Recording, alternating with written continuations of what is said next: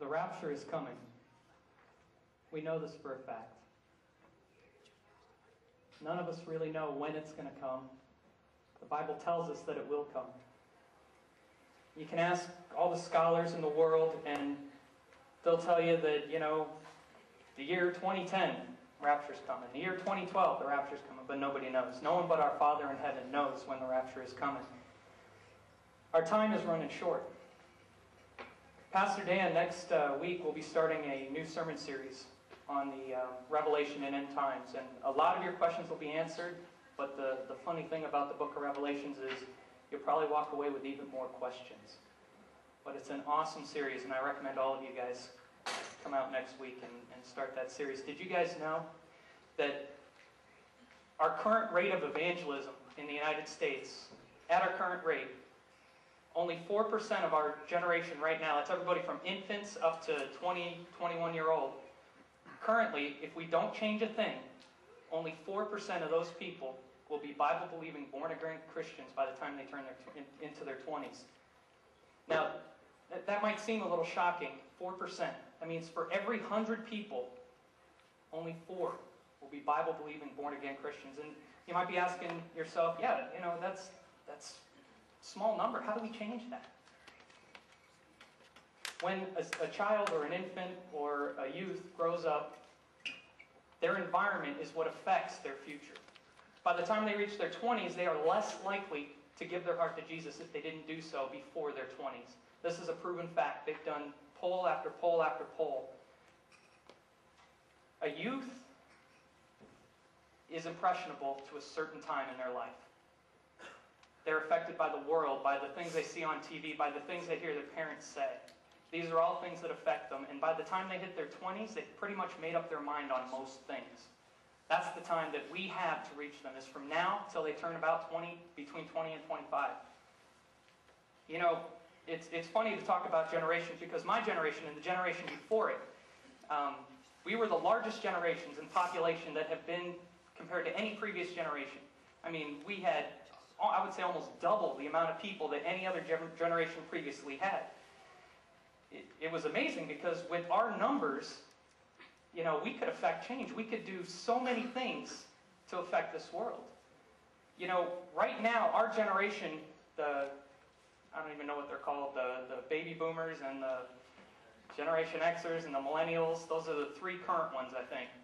And the older 2 are the ones that are in power now. They're the decision makers. They're the ones who are the presidents, the CEOs, the policemen, the police chief, the firemen, the senators, the lawyers, the judges. They're the ones who are the decision makers right now. They're the ones who can vote to get different politicians in office. And it's amazing, because with all of these numbers that we have and all of this power that we have, we can affect change. We could change the world. And guess what? We did. We have done a lot of things with our numbers. And a couple of these things, so let's make a short list. I mean, some of them are good and some of them are bad. Let's focus on a couple here. What do? We remove God from the government. Now, granted, that's been going on for a while, but we have done more to remove God from the government than any previous generation. So, we're doing pretty good at that, if that was our goal, right? Removing God from the schools. I mean, it's getting harder and harder for a student to share his faith in school, to do things that a student would want to, how they live day in, day out at home. They can't live at school because of it might offend somebody else. And that's our doing.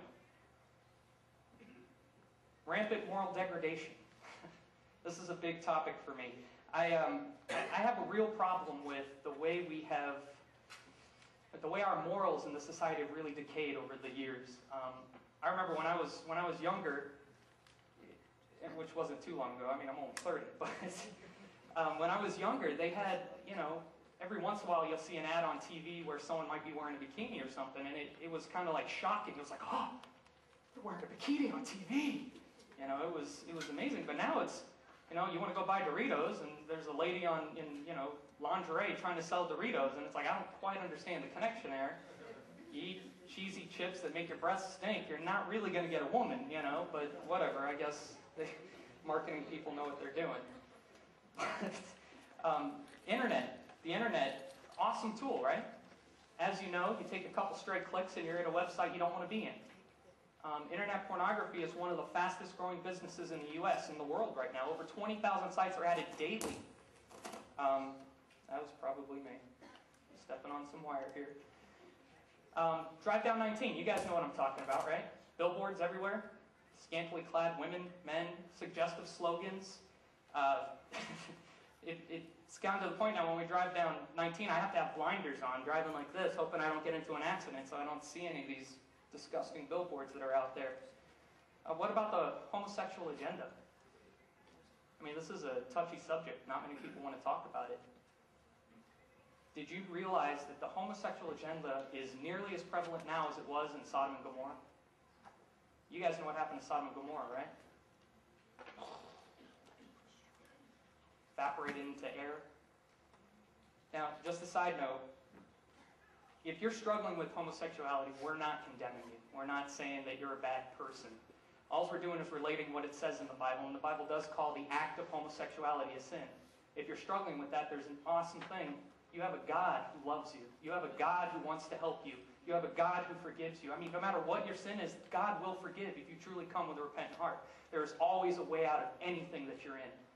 So we can praise God for that.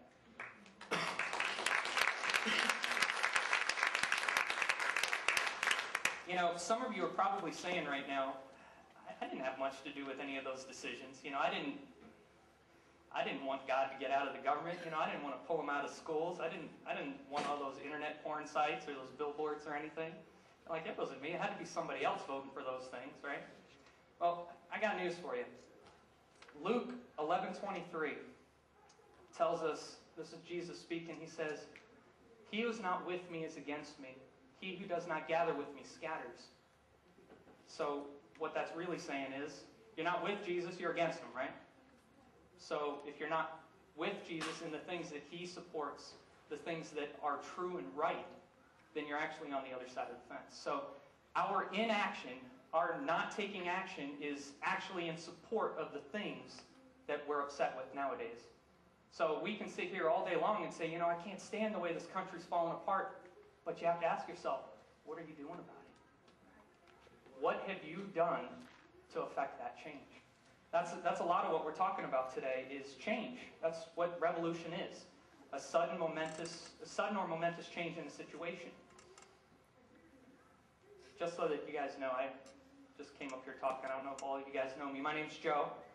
My wife April and I have actually had the privilege and the honor of serving the youth group here at JCC for a little while now. So everybody say hi, April. It's a beautiful one right up there. Hi, April. Yeah. She actually made this banner. It's beautiful, isn't it? Kind of cool. You know, it's funny, being in youth ministry, people have a certain view of youth and teenagers. A couple times, you know, you'll meet someone new and they'll be like, so, hey, you know, what do you do for a living?